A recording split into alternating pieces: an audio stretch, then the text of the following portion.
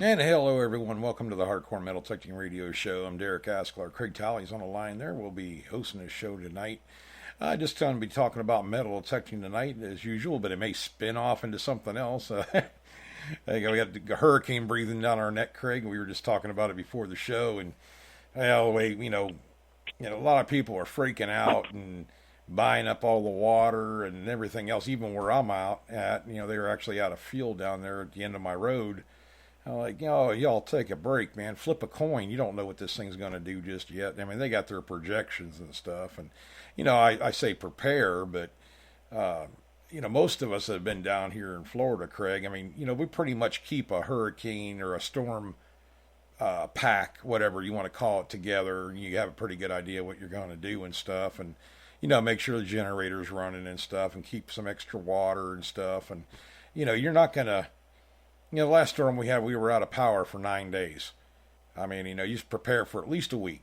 And I don't know, today was just like they were out of water everywhere. Even the gas stations were. I'm like, God, you got water right now, just run it in some gallon containers and stuff and, save a little bit of money and, prepare yourself that way. But yeah, so they're getting all kinds of crazy, Craig. Now it's going to be a Cat 4 and it's going to thread the needle between Tampa and Orlando and blast the hell out of Bushnell probably. Well, that's what they say. But these things are just, they can't tell. I mean, they predict, but yesterday all the spaghetti lines or whatever, I think one of them went to the north and everything else went towards Florida, somewhere in Florida. And now today I saw there's a bunch of them spinning off up, like South Carolina and stuff like that. And, you can prepare only about as much as you can, but I got some people around here are hauling butt north, and I said, you're going to have to go northwest, to get away from something because this thing's coming in pretty hot. But I don't know, maybe it's because I've been through so many, Craig, that it doesn't affect me the same way as it does some. But, make sure you got food and you got some water and, you got some kind of, and don't... Craig, I laugh my butt off every year when they have these hurricanes and people go out and buy pasta and stuff like that they have to cook. The idea is to buy food that you don't have to cook. Make sure your barbecue grill has a propane tank on it, that kind of thing. Because you don't know what's going to happen. But yeah, so I've been dealing with that all day, just trying to do my normal routine, and it just seems like it's getting kind of nuts out there. But yeah, we deal with it. This is the time of year. I said it a couple weeks ago. Between September and November is when we usually get blasted here in this area. But, and the first part of the year, the first part of the season, we usually don't. So it's about the right time, but it's coming in pretty hot. We'll see what it does. I personally think it's going to be more of a rain event over where I'm at, but I don't know. These weathermen, they flip a coin, I swear. Heck, Craig, it might be hitting your back door. You never know. Well, we were talking about before the show, and I said, they sensationalize the weather. It's right now everybody's tuned in, to see what the hurricane's going to do. So they make a bunch of money on the commercials and stuff. Oh my God, yeah. They're always hyping it up. I remember, they hadn't had. We went out to the CWPPO. WPPO 2. Yeah. And it was when that hurricane was coming. Well, it turned out it wasn't a hurricane, but yeah. It was tropical. Pretty strong, and it ended up becoming a tropical storm. But they were hyping it up. This is going to do all this damage. It's a for sure a hurricane, pretty much. And it's like God. It's well, like they call it the boy that cried wolf. Yeah. Well, I mean, I'm not saying you need to pay attention to them, but right. Yeah, you pay attention to them. You prepare for them. You should have a kit. Even Gavin's saying they have cyclones, the same thing, but they call them cyclones over in his neck of the woods. And you have a kit. You have pretty much what you got to do. And if you're not thinking about this in the off season, usually. I tell you what, when you go through one of these and you get your butt kicked a good time, you'll know next time it happens, what you need.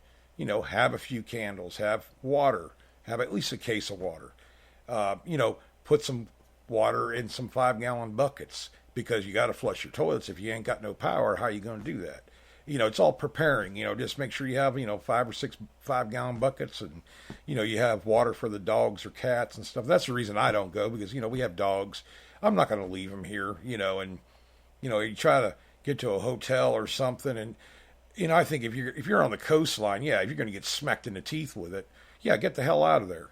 But we're so far inland, it's more of a rain and some wind. I mean, hopefully that's all it is, but. I went through that one. It was a cat, I think Cat 2 when it went over us, but our area had not seen a Cat 2 in, 20 years, and it did a lot of tree damage and stuff when we were out of power. But, you keep your barbecue grill, if you have a gas grill, keep an extra propane tank there, because you might end up cooking dinner on that every night of the week, and just certain things you do. Make sure you got clean clothes, you got a bug out bag if you do have to leave.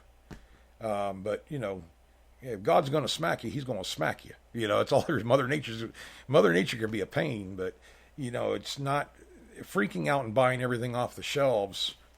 It's just a waste of money. I watched gas go from, I think our fuel 2 days ago was $2, and I think I paid $2.12 a gallon, and now it's $2.39 a gallon. A day or two later. Now we had to do it. We do have Labor Day and all that stuff. On Monday, and so people, they raise the price up for that, I'm sure, but treat it with respect, but don't freak out. People panic too much. If you're that worried, then you need to go ahead and bug out and go somewhere else, but make it logical. Don't go to Georgia on the coast, because this thing could spin right up there and blast you, or South Carolina. Get inland somewhere, and I've watched those storms go up and flood out and everything else. Or it may spin right off into the Atlantic. I don't think it's going to, but I mean, Craig, we've seen it happen before. Charlie was a perfect example. They said it was going to hit Tampa. It got there near Punta Gorda, and it made a direct turn to the east. And it slapped Punta Gorda pretty bad, and that, it wiped out, a lot of stuff through there. There's just, you can predict all you want to, but you can't. It's going to go where it's going to go is what I'm trying to say. But, yeah, I didn't want to get on that topic too much, Craig, but just, man, I tell you what, it just burned me up today. I'm like, God, people calm down. These are people that I know that have been here all their lives, and they just kind of drink the Kool-Aid. We know that the newscast and all that, and, state of emergency, and, but if you're on the coast or something in a low-lying area, I could see getting out, but, I don't know. That's what are you going to do? Well, it's like I said, that's big news for the, they want to put that out, because they know that there's going to be a lot of people looking. Yeah. To get more eyeballs looking on it. I mean, personally, what I do is, you guys live in Florida here, once that storm hits, get over there on that coast. I mean, it's going to hit somewhere in Daytona, down that Treasure Coast right there.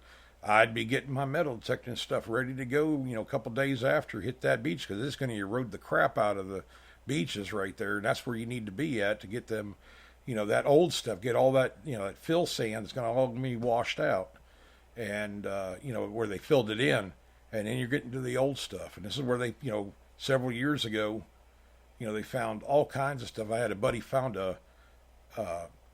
reals and everything else you can think of. I mean, just old stuff, because it washed out the sand and everything. That's what I'd be doing. But bring a ladder with you. Getting down onto that beach might be tough. I think we had a 16-foot extension ladder, and we just, we carried out along with us, and we can put that down from because the beach erodes out that far, 12 to 13 feet sometimes. With this storm, it may very well do that. And I can't remember exactly what part of the, coast it's going to hit. I figured Daytona, somewhere up there, down through there, or, even as far as probably Jupiter, Florida, on north. But yeah, it's going to erode out a lot with the the wave action and everything. It's going to draw out, clear those beaches out pretty good, and, get out there with your detector and have a ball. If you live down here, you might as well. I mean, there ain't going to be much going on, if it does smack us pretty good. So as long as you got to make sure your family's okay and everything, but that's what I used to do anyways. I'd haul butt and go get to that beach. Yeah, I've heard stories that I saw one time. God, this was probably, I don't know, 15 years ago. There was some place down in Florida where there must have been 90 people in an area, like a size of a baseball diamond with metal detectors hunting. Yeah. And it was just like this one area that all these black coins are coming out of the ground. They're all silver, and there's a lot of cobs and stuff, and it was like people bumping into each other and everything. Well, the one time I went, we were picking stuff up off the ground. We didn't even have to use a metal detector. And when you're talking 12 foot of sand getting pulled out, it's just the oldest part of the beach, and, over on the West Coast, we know around 16 or 17 inches down around, the St. Pete Beach and stuff, that's where we're finding 1940s coins. Silver, mercury dimes and stuff like that, but deeper than that even, because they fill these beaches in. And that it's washing them out. You might as well take advantage of it because it doesn't happen very often. Thank God. I mean, maybe it won't happen this time. I hope it doesn't. But, it's just be prepared for it. I mean, it's a chance to do some detecting and find some really cool stuff, save some history and stuff. And just make sure you're not breaking any laws or nothing like that. You know how that goes. But, it just depends. You just got to, when you get in there, you might camp out. I had a small camper. That's what I took. Fit in the back of my pickup truck, the sliding campers, Craig. And I just, once the storm passed and everything, I just, got right down there at A1A and, moved over towards the beach area right there. And I just pretty much camped out, But, I didn't live in that area, but, they did, it really, some of these storms don't do a whole lot of damage inland. It's mostly along the coast right there. And this one's going to smack us pretty good if it does. I mean, Cat 4 is nothing to shake a stick at, believe me. But yeah, that's what I would be doing at any rate. But yeah, I'm kind of out of it tonight, Craig. Shoot, been working all day, and I got this sinus infection thing going on or something, and it's like, my gosh, just solid pain. And then goes down to my the gland, like there underneath your jawbone or whatever, right there. There's a gland on the side of your jawbone right there. I think it's just killing me. I'm like, I took some tramadol for it to see how that works, but it worked so far. But yeah, I don't know. That's all. I was just watching a video. It's called Finding America, and this guy, I think he asked me a while back about the equinox. He had an E-track. And anyway, he's gotten the equinox, and he's started going over this area that he's counted for 3 years with the E-track, and it was unbelievable. The stuff was popping out of the ground. He was like shocked, and he was pulling up like he'd get a high tone, and then he'd say, well, it's kind of weird sounding it, but I'm getting a high, getting good numbers, and then he'd pull out a big nail and then go back over it and get the same signal, and they get a coin. But it was one of the things that I had noticed with this machine is, and he was getting a lot of nickels, and I think the equinox, I've dug probably the deepest nickels I've ever dug that are reading on the meter. Right. They might not read 15, but they'll read like 14. They'll bounce between like 13 and 15, and he was getting ones that were reading like 13 and they were slightly on edge. But he dug like that one area, I think a couple war nickels and a couple buffalo nickels. He had, probably about 6 or 8, wheat pennies. I think he got one mercury dime, or something like that. But then he got some other relics and stuff, and right. But he was showing like, a lot of the stuff was on edge, And that's another thing the equinox does pretty good, is it reads the coins on edge better.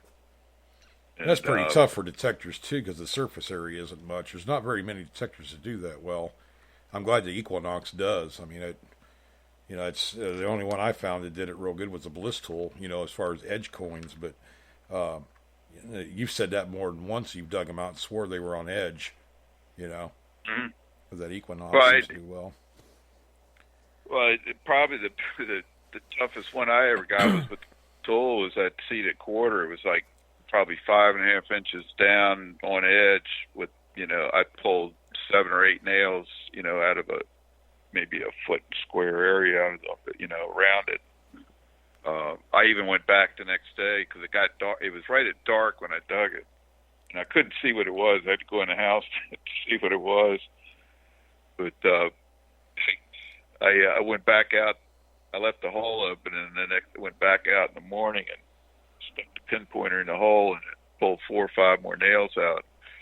So it's like, yeah, that's the way my yard is. But I got that buffalo nickel the other day. It was, it was reading, I think 4 shovels, 5 shovels down on the meter. So I figured it was probably, at least 9 inches, if not 10 inches. Right. So it's pretty good. Yeah. But I've been trying to get more information about this 15-inch coil they got, and I'm also wondering if anybody will start coming out with, like a aftermarket coils, Nell or somebody. I like to see them come out with a 5-inch coil for that machine. Just carry it. Well, they got for that. Do they? Well, they have a 6-inch. Oh, they do. Okay. Yeah, I'm not familiar with it, so I mean, I probably should have. But I know. Remember, Tesaro had that 4-inch little shooter coil. Man, that thing was wicked awesome. I thought, get right in between stuff, really good. But it was a concentric coil too. But I'm trying to get more information about that 15-inch coil, and there's a lot of people saying that it doesn't give that much more depth, maybe an inch or two, and then other people are saying it gives quite a bit of depth more, and a lot of people are saying you just cover ground, better with it. It may be settings too. You can't run the same. It may take different settings to get it to work the way you want it to. I know that was the case with the whites. You couldn't run the same settings you would with the 7x9. You had to move them around a little bit to get the best performance out of it. But I remember one guy I saw something a few months ago that guy said that they were testing silver dimes, and he had one at 14 inches, and it was hitting, but it was it was a mid-tone. Right. It wasn't a high tone. Yeah. That doesn't surprise me. A lot of them do that. I noticed that too, even with the Quest and stuff like that, where you're getting the signal, but the numbers drop a little bit, like 2 or 3 or 4 numbers, sometimes even more than that, but it's giving you a repeatable signal. As long as it's non-ferrous, I don't care. That's the way I look at it. But it may be, like the Tornado coil from that goes on the AT Pro. I mean, it doesn't give you a very good VDI number at all, but man, it'll lock onto a doggone deep target, and give you a good sound anyway. So, got Brandon's on here. You're saying, you want to know if you consider doing a morning show on Wednesdays, and yeah, I did. Brandon, we'd like to. Most of the time, it's my fault more than anything else. Like we got, I got doctor's appointments and stuff for my wife and stuff, and that's. It just depends on what day of the week they fall on, but usually they always seem to do us on Wednesday morning at 8 o'clock in the morning, and I can't get her there on time. So that's why we haven't been doing them on Wednesdays. We want to start. We did a couple on Wednesdays, but yeah, Mondays and Fridays are easy enough for me to do. But we want to start doing them on Wednesday. It's just how, life, you got to make sure you take care of other stuff first. But, let's see here. There's several guys on chat, by the way. Peter's on tonight, and Brandon, and I saw Gavin on here earlier too. These guys are all, Gavin's in Australia, Peter's in New Zealand, and Brandon's New York area, Rochester, I think he said, or something like that. They're up in that general area, western New York. I think I saw somebody else on here too. Bill Marsh is on. Of course, he's up in Ohio. Excuse me. Yes. But yeah, I'm still trying to get over this cold or whatever it is too, Craig. I tell you what, I got into something this year. The allergies. You said something about it too. You were having problems up there. That. It's it's unbelievable how many. It seems like different flowers or trees. I got these Bradford pears that are lining the streets, and they're real brittle trees, just dropping branches all the time. But they have these beautiful blooms in the spring. And it's like, God, my eyes just kill me. Yeah. And the maple trees get me too. There's not as many, but oaks and maples are the worst. Yeah. By far. That those two get most people anyway. Yeah. But, they even stopped. I know over in like Silver Springs, Maryland, supposedly there was like 90% of the trees were oaks, and they outlawed them completely. Cut them all down. Yeah, it's just. I remember sometimes in Alexandria in the spring, the cars would just be, just caked in yellow pollen. Yep. Down here is the same way. You put the windshield wipers on, and it would just smear it like mud all over the windows. They get Pauline pretty good. My wife, she was born and raised down here, all these generations, but I moved her up to Indiana for about 2 years, and she never had a problem with oak trees until she came back to Florida. Then it just smacked the crap out of her, and boy, she gets around those, and it's just all kinds of problems with them. I don't know. I've never had much of a problem up until like the last couple of years. I don't know what I'm getting old, I guess, or something, but that's probably what it is. But Peter's on here wanting to know if anybody used a Quest metal detector. I have one actually, Peter.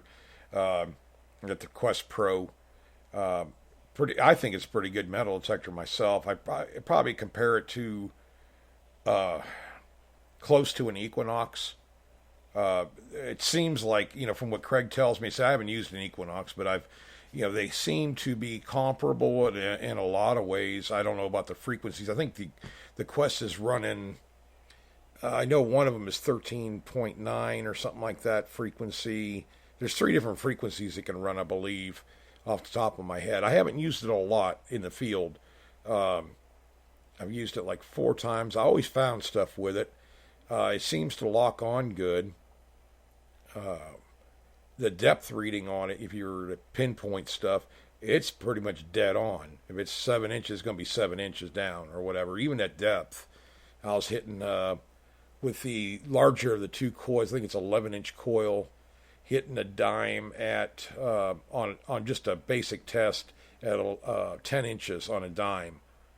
So that's really good, and it was given actually a 9.5 or 9.75 on the depth.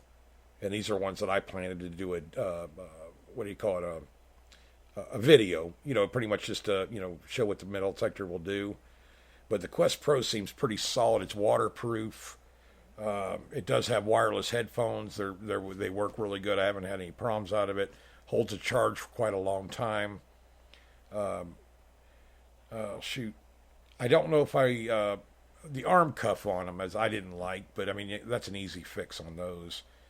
But as far as that goes, pretty solid detector. I haven't had any problems out of it, Craig. I mean, you haven't used one yet, but I think they're about on the same. They came out about the same time, I think, as the Mine Lab did. I know there was a big to-do about, electronics-wise, but it seems to work very good. I just haven't had a ton of time with it, just other than just running some tests and stuff. And I've hunted with it about 4 times, I think, this summer. So, I've seen a lot of tests on them, and they had several models, but the price is good, on them too. I mean, but they're made in China, and they basically stolen a bunch of technology, I think, from Mine Lab. They got in trouble and got kicked out of the United States. They can't have any. You can still buy them. I think that if you really wanted one, you can get one from Sirius Detecting. Evan up there at SiriusDetecting.com. He has a few, I think, that are demos, but you can't. That's why we didn't go any farther with it, because they couldn't sell them in the U.S. anymore, or didn't want to, something like that, like Craig was saying. Yeah, they moved their headquarters to. They were on the West Coast, but now they're up in, I think, in Netherlands. But right. And Peter can get one. He's in New Zealand, so he can probably buy one no problem. Yeah, they have. I'll tell you a funny story. I had, Derek and I used the Technics pinpointers, and they had to, get rid of the name. And I had a video that I did on the pinpointer because I'd never had a pinpointer before, and I was talking about it, and how I talked to all these different, people that had been hunting for years that had them, and one guy had every pinpointer at that time that's on the market, and he liked it the best. So that video's it's getting close to like 3,000 views. But, yeah, it's a solid pinpointer too. I tell you, that thing. But anyway, crap out of it. a couple months ago, it was like in my top 10 videos, as far as views, maybe top 15. But anyway, I didn't see it. It wasn't in there. When I was looking one day, and I thought, what the heck? Why is it missing? So I went back through and checked for, just scrolled back 3 years, and there it was. And I thought, this is weird. Why isn't it being shown? And then it had the Technics in the header, on the right on the subject. But so anyway, I changed the name to My First Pinpointer, and it went right back up in the slot on the like it was before. They are really getting on my nerves with all that, that technical. Whatever it was, this copyright or whatever they want to call it. Yeah, they violated. Well, they did it. Yeah.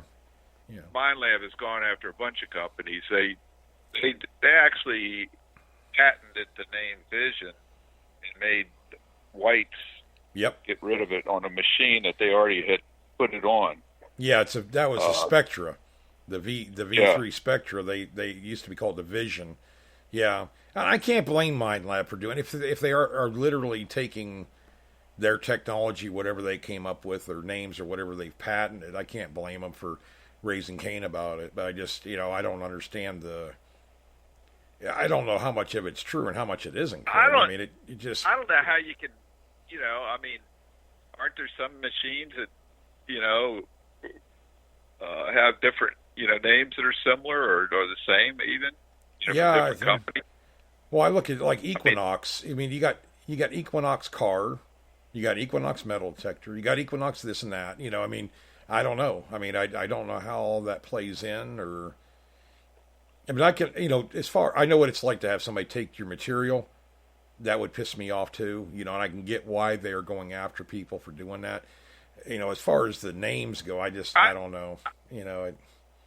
Technology is one thing, but. I haven't heard what happened, but they went after Deus on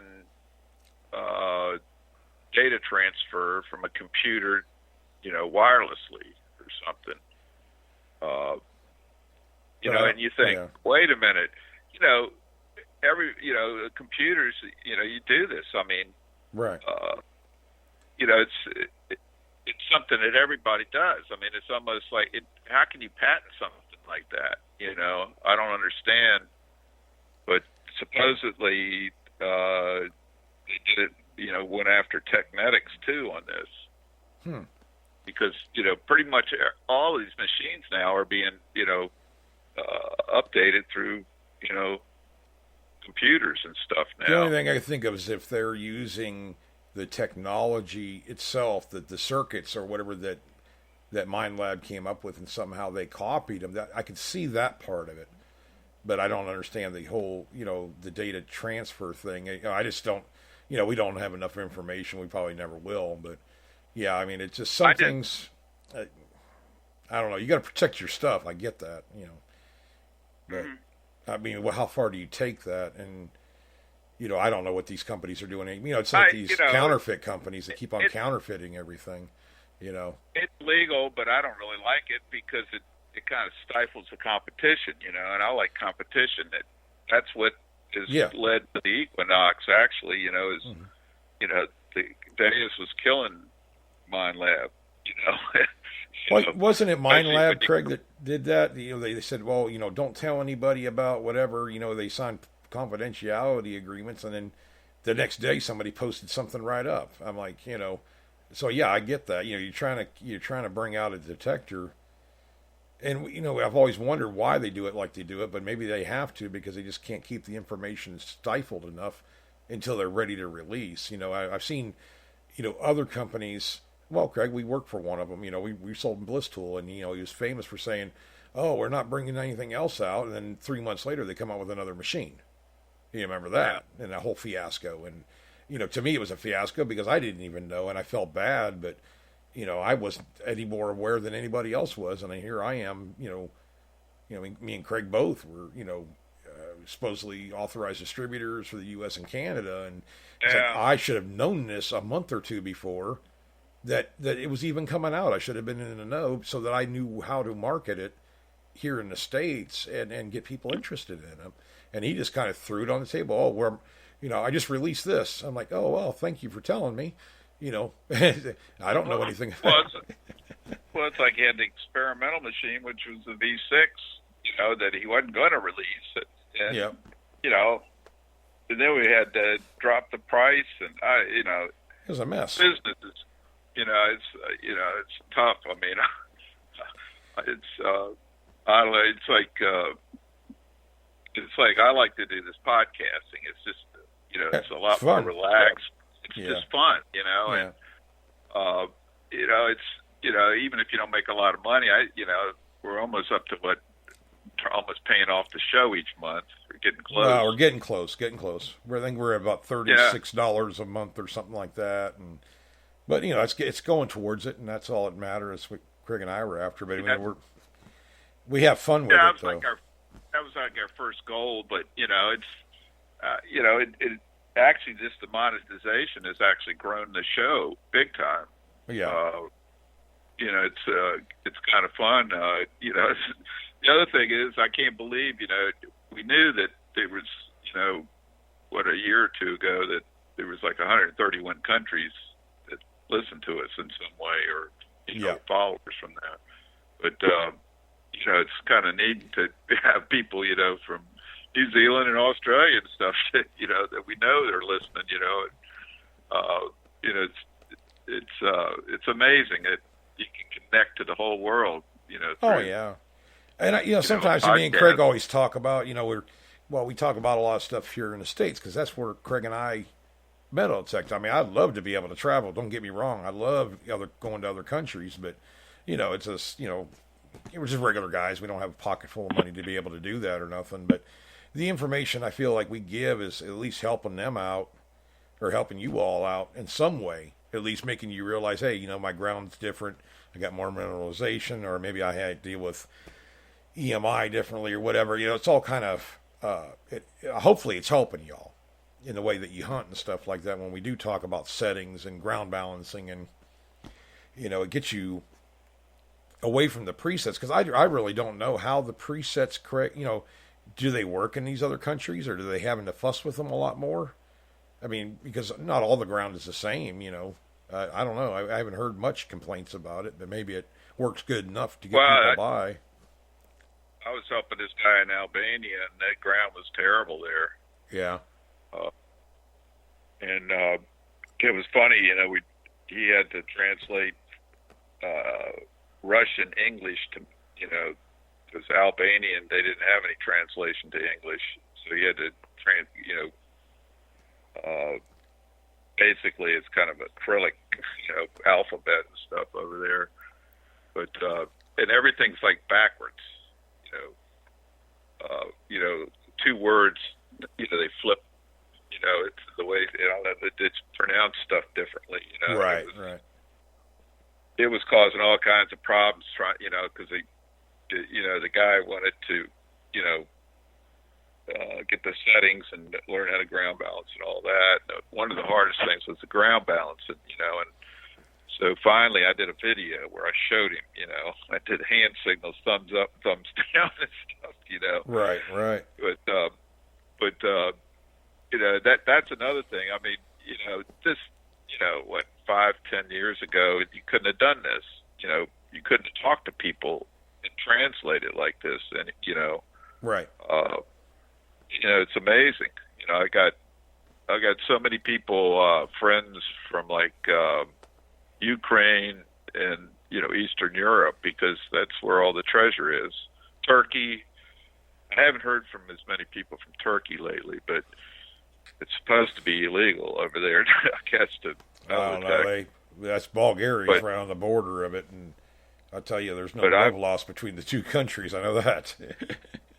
But politics. I helped a lot of people over there, and they were watching my videos. I've sent them videos and stuff, and because they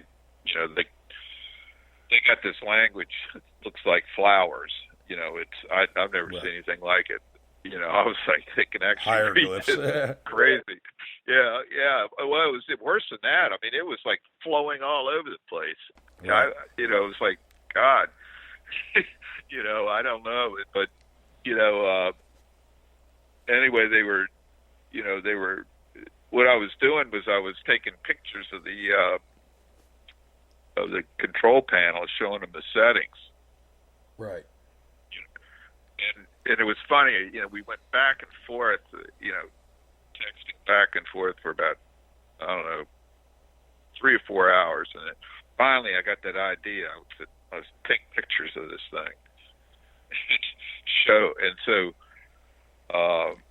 the next morning I get these messages, and the guys, giving me the thumbs up, that it's working, and, and so then the next day, I had 3 guys from Turkey friend me on Facebook. So I was looking him up, and I noticed he was friends with them. So I looked up the first guy, and he owned this. God, it was unbelievable restaurant, hotel. It was like, really impressive. Right. And but I didn't realize how European, they dress like Europeans in Turkey, most of them. I thought they don't dress like, people in, like Saudi Arabia and stuff. Yeah, I wouldn't know. The robe. They basically wear business suits and stuff. It's probably one of the richest, countries over there as far as, I think they got a lot of oil and minerals and stuff.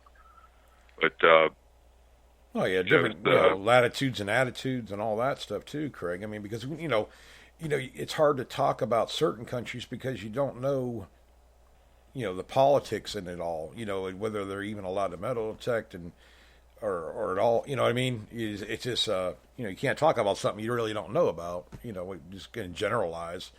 We kind of know what, goes on in the UK and stuff like that because we have a lot of friends that metal detect over there and we exchange information that way. But,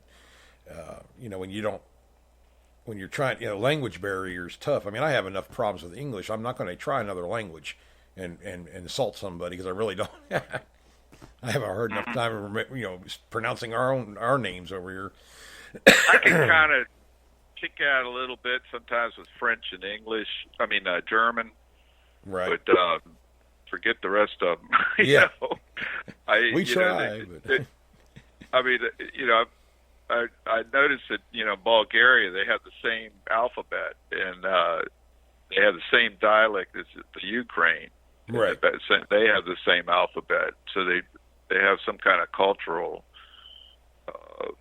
stuff going back and forth there. But, it's, Russia in general, they have a Cyrillic alphabet, and it's just different. But the funny thing is, it's amazing how many people in Europe speak English, and they sound pretty good. Oh yeah, I mean it's supposed to be one of the hardest languages to learn. What I've always been told, but I look at like Russian and and whatever, it doesn't matter. I mean it's like I don't even know where to begin. Spanish even. How about Chinese? Oh my God, yeah. I mean, it just my mind just can't wrap around it. I mean, I'm sure they got Rosetta Stone, all that stuff, and But I've had friends that one of the ladies I knew down in Zephyr Hills when I lived there, she spoke 9 different languages fluently. Blew my mind. She picked up on languages like no problem at all. Spanish and French and Indian and I don't know. She was from Indonesia actually, but she just had that talent. And I'm like, my gosh, I can't even speak English halfway decent. You're over here just jammering away on every language you can think of, or whatever, every language you hear. And she just laughed. She goes, I learned them quickly. And I said, well, yeah, obviously. But yeah, definitely different. But metal detecting. I mean, these settings and stuff. If we knew the ground, I mean, I can honestly say if I knew the ground you were in, I probably could help you out a lot more. I've dealt with just horrible ground and everything, and even like the basalt. You hear people talk about that once in a while, and Gunner used to do videos on that, and some people sent him some of that stuff so he can do it, and and it was amazing that even a gold bug couldn't get through that stuff very easily, and then the Bliss tool did. I'm kind of curious what the Equinox would do through it. Equinox and Quest, they seem like they're, they have these frequencies they're running. I don't know what it is, but I think it's just technology is able to bust through this harsher ground. I mean, have people been using this Equinox in like Culpeper, Craig? Or have you heard? Somebody might have, but I haven't heard anything. But that'd be a good test for his mineralization. And I've seen the same thing as this, the ability to unmask stuff in iron. Right. It's it just seems to pull these targets out of the iron. I was watching this guy, I was laughing because he was like amazed, the first time out, but, to this spot that this was old courthouse, and he'd pounded this thing for 30 years, and the amount of coins and stuff he was popping out of the ground, it was unbelievable. He was kind of shocked. So, he said, I did really well with the E-Track here, and then look at all this stuff. He said, I've been, last few times, just nothing. I wasn't digging anything. And all of a sudden, it's like the place is new again, Right. Mm-hmm. And whether it's not always depth. I mean, sometimes the coins are on edge. Sometimes they're masked with other things, my yard's difficult because of I got a lot of hot rocks. I got it, one thing I noticed the other day is I put the recovery speed I'd been running at 4, and I decided to try it at 3, and I started picking up hot rocks. They were actually sounding off, but you couldn't pick them up in all metal at all. And at first I was like, why is this thing going? It's making a nice tone too. Right. And it's actually giving me a meter reading. And I was like, why is this thing? I can't find it. So finally I just grabbed the dirt like I used to and waved it over the coil. Uh-huh. So, then I go, oh, there it is. It's a big old blue rock, or piece of coal that's burnt. Right. Right. But so. I noticed also at 3 that the machine was noisy. Sometimes it wasn't, but then the other day when the ground was wet, I waited till after it rained, and I went out. And I thought this would be good. It was just like it was oversensitive or something. The ground was just it was just too noisy to hunt at that. And I turned it to up to 4, and it went away. Mm-hmm. It was the machine was totally stable, just one number. But I've been using.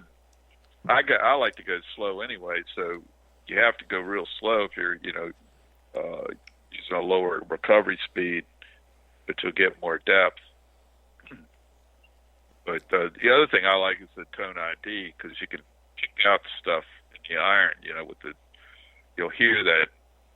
It was like that nickel. I heard this bump, and I kind of zeroed in on it, and I could tell there was iron around it. But I got, I could get it in both directions, and it kept reading one direction it was reading 13, 14, and the other direction it was reading 14, 15. Right. So, at 9 or 10 inches, that's pretty good. Oh, think, yeah. Well, I was just looking on here, and Peter was talking about he has over 240 hectares. Oh, heck. I'm going to butcher it. But how many acres are in one hectare? Hectares. Hectares. Is that like an acre, Peter? You can put it on there on chat. I think he's being a smart aleck because he knows I have a hard time with those kind of words. That sounds like 1,000 acres or something. Probably 240 of them. I don't know. That's what happens when your head gets beat around in a traffic accident a couple of different times. It just scrambles your mind up pretty good. Oh, shoot. But yeah, they were talking about that on chat right there. He has all that. I guess it's a bunch of farmland. That's what I got down here. I got like that. It's close to 400 and some odd acres, anyways, to hunt. And it's going to take forever, but because if you hit it right, Craig, it takes. You've been hunting your yard for what, 2 years now, and you're still finding stuff. You imagine, 203 or 400 acres. Good gosh, you're going to be there forever. It's nice though because you can just go run right out there and do it. So. Well, the funny thing was my yard in Alexandria, when I first started off, 30 some years ago, the machines weren't going that deep, Right. I think 4.5 inches, was about as deep as I could hope for on a dime with that Royal Saber I had. And right. The same thing with the Technetics.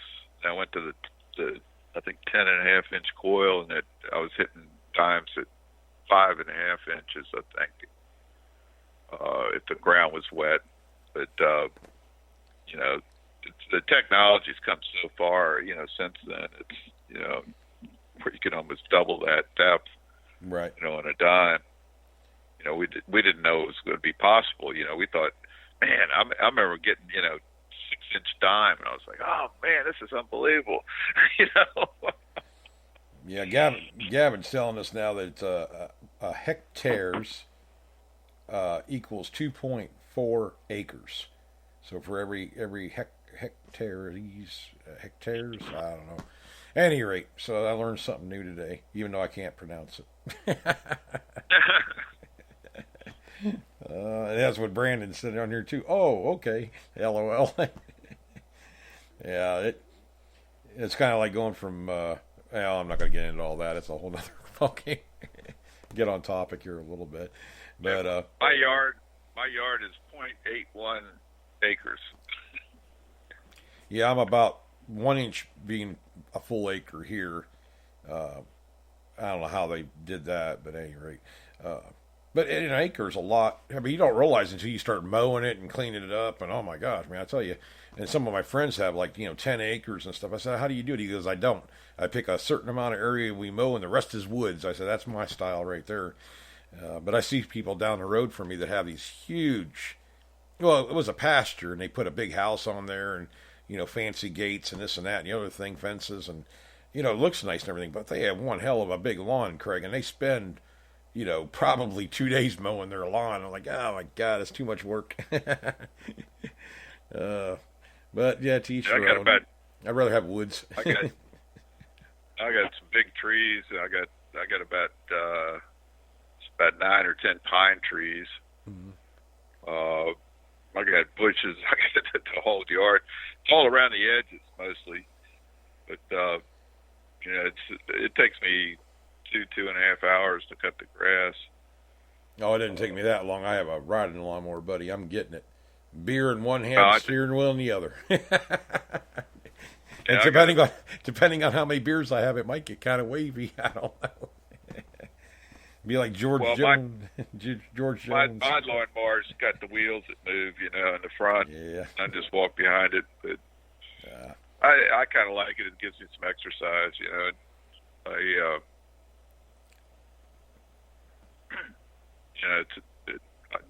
I don't know. I gotten so where the first couple times I did it because Mike used to do it all the time, and when I started doing it, the first couple times You know, I was like, wow, this is like. But after that, I was, you know, I could do the whole thing. Yeah. Stop it. But, Yeah, Brandon's on. He said I started my 2 week vacation today. I'm going on full blown metal detecting expedition in my yard with a cold beer and a lawn chair. LOL. That's my style, brother. Oh shoot. Yeah, I'm trying to figure out how to put that cup holder on my metal detector, but it hasn't worked yet. Oh God.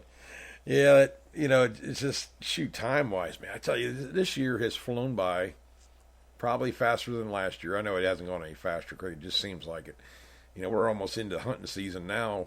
Really, I mean, it's going to be, you know, what, another month or so, 2 months tops. Will be, you know, you'll be right into your, you know, crops will be in and all that stuff, and you guys will actually be able to hit it hard out there.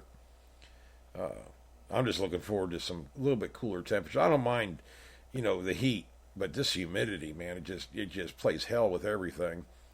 I mean, I even, you know, driving your vehicle, you know, windows fogging up and everything else in the morning, trying to get them defrosted, and then your camera lenses start fogging up. I was like, oh my gosh, this is crazy. Just trying to get back to the hunting spot. Then you sweat your butt off and fight, you know, heat exhaustion all day. I'm looking forward to the cooler weather. I like that. It can be 40 degrees out, and I'm out in a t-shirt, buddy. Yeah, I was at, you know, this past week, we've been having like, you know, we had one day it was 48 in the morning, in August, you know, yeah. But you know, it's been in the 50s, like between about 52 and 56 in the morning this whole week. But we were getting, we had 3 days where it never got over 75 in a row. And, you know, that's unheard of in August, you know, in Virginia. Oh, yeah. So, anywhere, seems like. But we had 80 degrees today, and, you know, it was no humidity in the morning. It was like, God, I was doing yard work. I was soaking wet. But this afternoon, I went out and did some more, and I didn't even sweat at all. It was like a big breeze came up, just kind of blew all the humidity out. But, we're just hoping we've had so much rain, you know, we just, even the last couple of days, it seems like it would rain for half an hour, and then a couple hours go by, another half an hour rain. Yeah. It's just, last year we had a historical record for this county. Well, several counties, I believe, around here.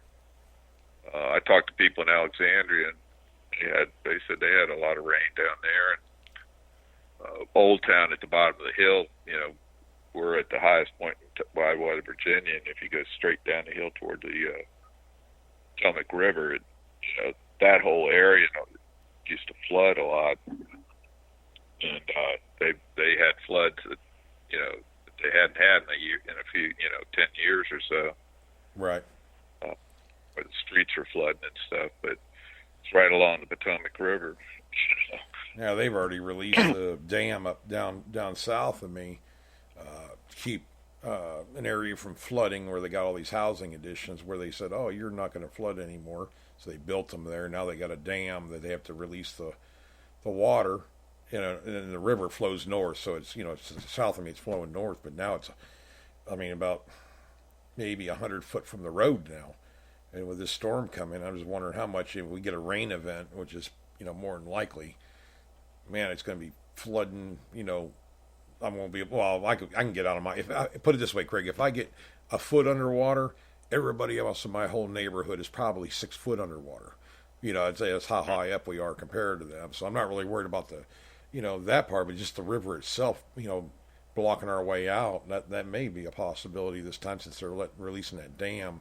But if they don't do that, then that whole subdivision and everything down there south of me will be flooded out. So 6 of one, half dozen the other. That's why I get annoyed, you know, when people say that down here it's like if you take you know, you build something in a marshland, you got to replace the marshland somewhere else.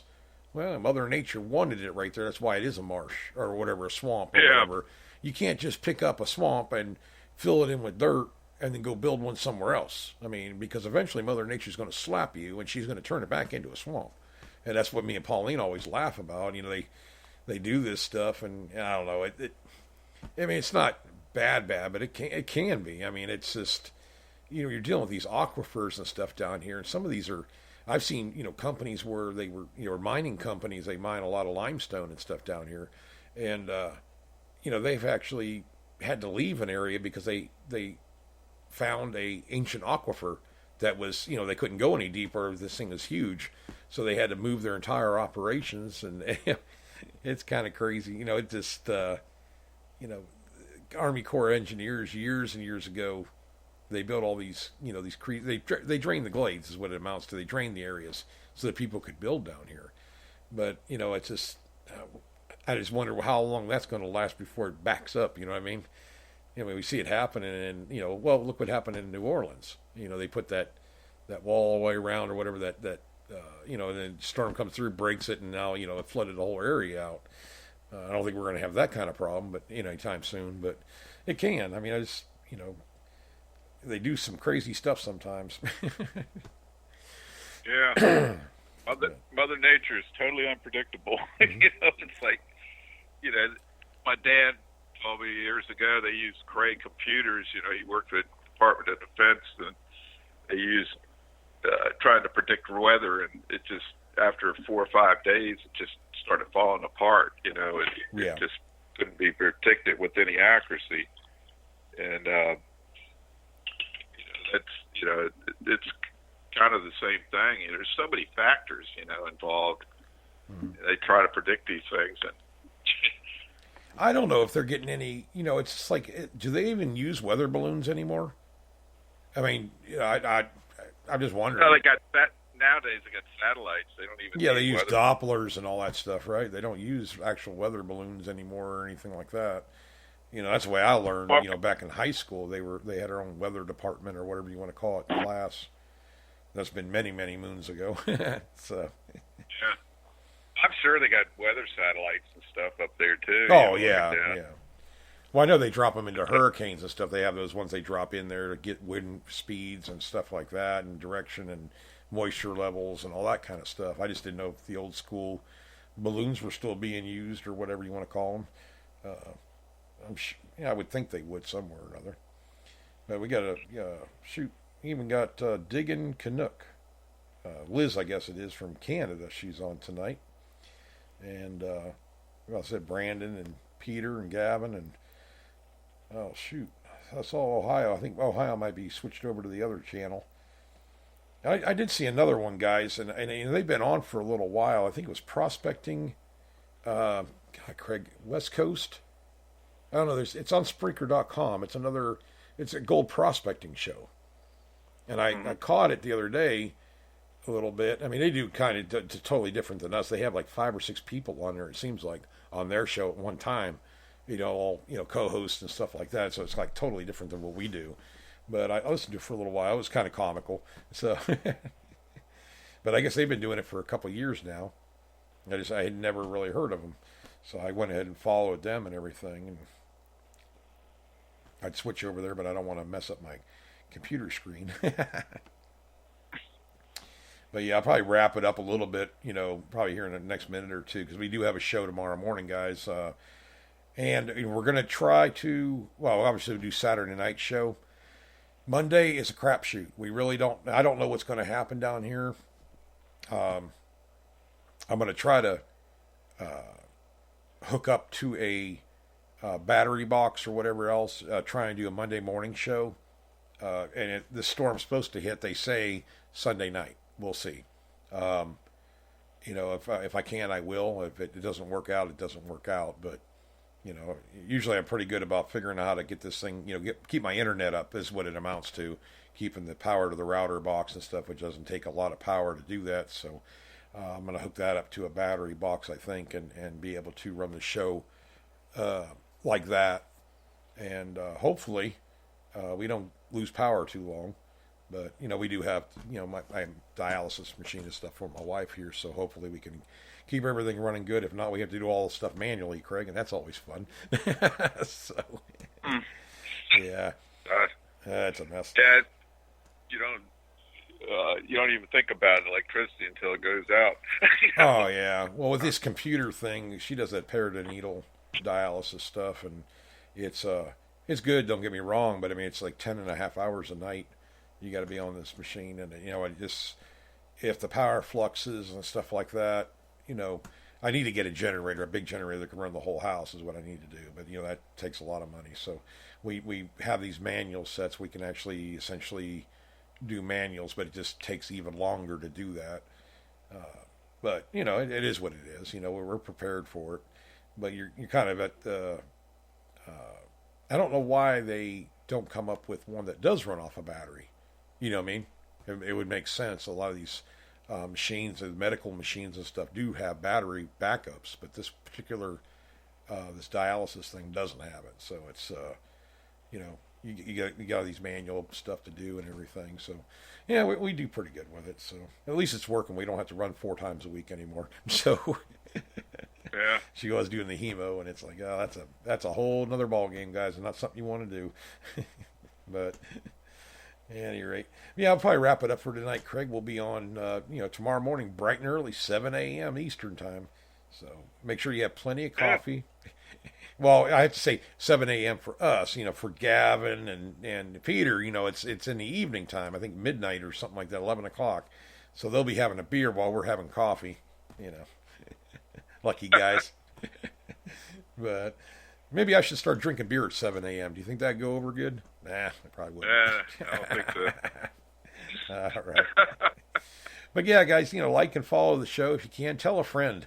And, if you know somebody that's in the hobby or whatever, maybe not, doesn't get, really know about podcast radio and stuff, let them know about us. And, of course, Relics Radio, Beyond Sight and Sound, American Relic Roundup, and all the shows, because we all talk about metal detecting, but it's all, different formats of it.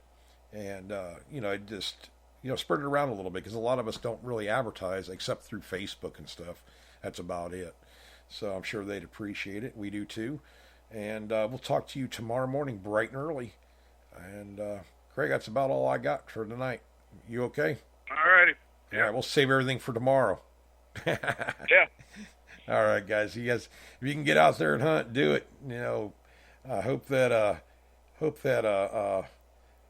Brandon over there, he's got a couple of weeks off there, so I wish him the best. I hope he finds all kinds of relics and goodies and stuff like that, and has plenty of beer. Beer always makes everything better. So, Yep. All right, we'll talk to y'all later. Get out there, keep digging. God bless.